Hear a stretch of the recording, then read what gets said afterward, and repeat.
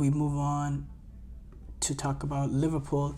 They have defeated Brentford 2-0 behind goals from Luis Diaz, and then second goal from Salah that came the 70th minute to defeat Brentford 2-0 in their opening game at Anfield. This is Arne Slot's first home match at Anfield, and it started off, brilliantly for Liverpool. They took advantage of a set piece, not a set piece. It was a set piece actually, a set piece for Brentford. They took advantage of Brentford getting guys forward on a set piece. I believe Brentford had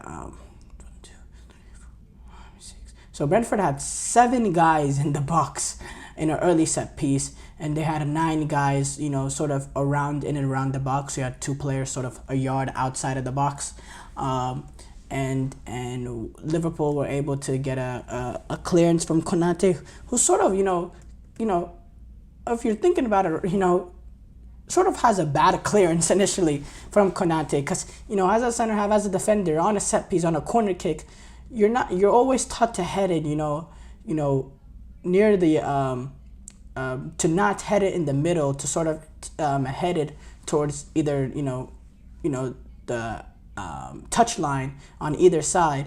But he heads it sort of back in towards the middle, which is dangerous, because you can head it right into the path of a Brentford player, which could get you in all sort of trouble. But instead, I believe it was forgot what player it was. Instead, there was a player who won it. Who was it? Instead, it's Salah. Yeah, Salah was the one that won it. It was Salah. Salah was the one that won it, huh? Okay. But Konate, he wins the header. Heads it again, in my opinion, in a dangerous area. Gets lucky that no Brentford player is there. Salah is able to win sort of like a 50-50 duel that gets it right into Jota's path, and then you're 2-on-2. Jota plays in the ball in behind to Luis Diaz with pace. Luis Diaz is able to get that breakthrough. And again, with Jota, Luis Diaz, Salah, that pace, that sort of killer will that those guys have, they can be very devastating on the counter, and it was an absolutely brilliant counter attack, and that's kind of the way it is. Once that happens, Liverpool were kind of pretty comfortable from there on out.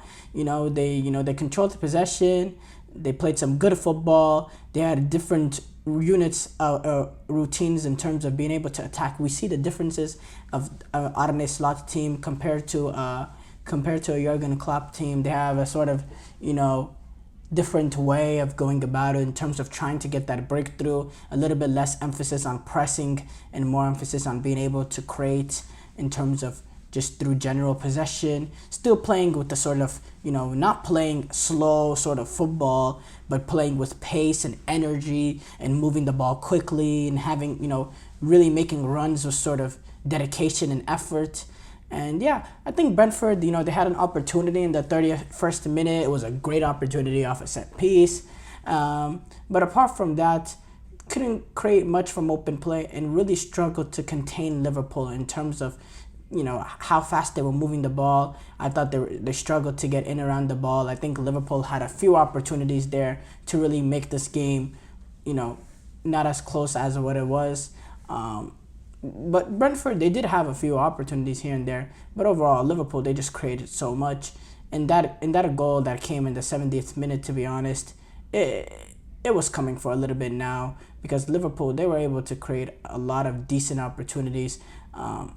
They were able to get the ball in dangerous areas, move it from one end to the pitch to another, play fast sort of football. It was great to watch. It was good football all around from Liverpool. And then the moment came, the breakthrough sort of moment to find that second goal came from Mohamed Salah. I believe he received the ball from Luis Diaz. Nobody sort of watching on Salah's side, and then Salah is able to get in the goal. It's his second goal of the season as well. He is that X-Factor, killer will sort of player that not many teams have in the Premier League. And yeah, great win for Liverpool, great win for Arne Slot. we look at the statistics of this match. You have 19 shots for Liverpool to 8 shots for Brentford, 8 shots on target for Liverpool to 2 shots on target for Brentford, 63% possession for Liverpool to 37% possession for Brentford.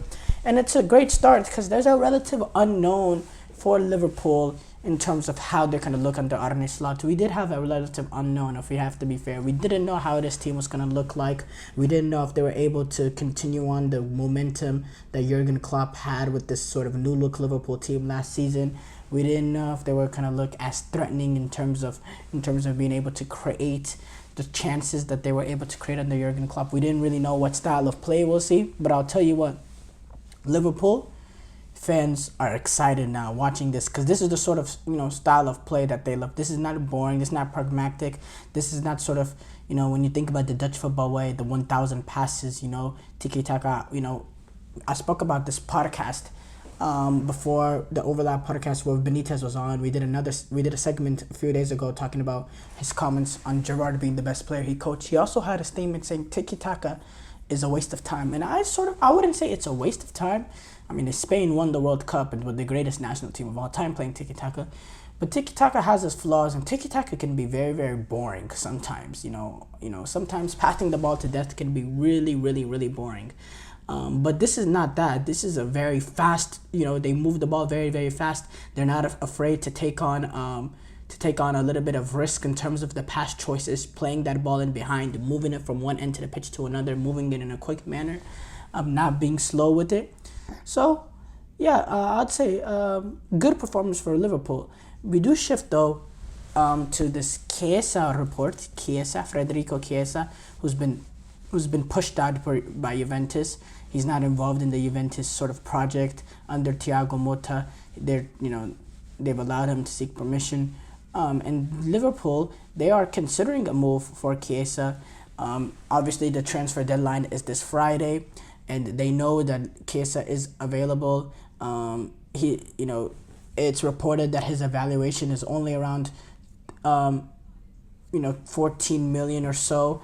There was rumors that Barcelona were gonna be able to snatch him up, but they weren't able to sort of strike a deal, and now Liverpool are doing their sort of due diligence on Federico Chiesa. Chiesa, his contract expires at the end of the season. He's had an ACL injury and never really been the same sort of player since he was at the European Championship in Euro 2020.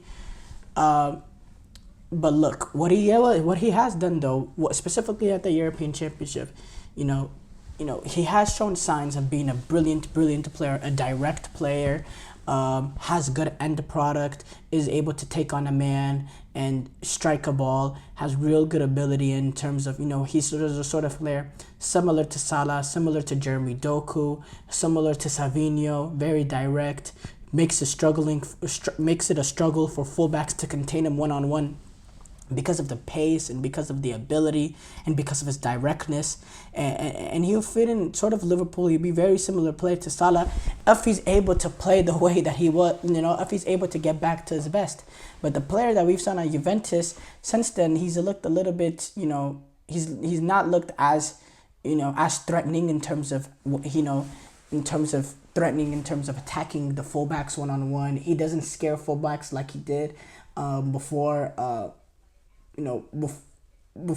his downfall. He just doesn't play with that sort of confidence that he played with at the European Championship and before that. So, I think a change of scenery will be good for him. Sometimes that's all it takes, a change of scenery. And I do think if he's able to get that move to Liverpool, I do think it's a good move for him. I think it's also a good move for Liverpool because it's sort of low risk. You're not paying a crazy amount of money for him, but there's high reward there. If you're able to get back anywhere resemblance of the sort of player that Chiesa was at the European Championship, 13, 14, 15 million, that's going to be a bargain. So, I think this is a good move from both sides, to be honest, if they're able, to get it over the line.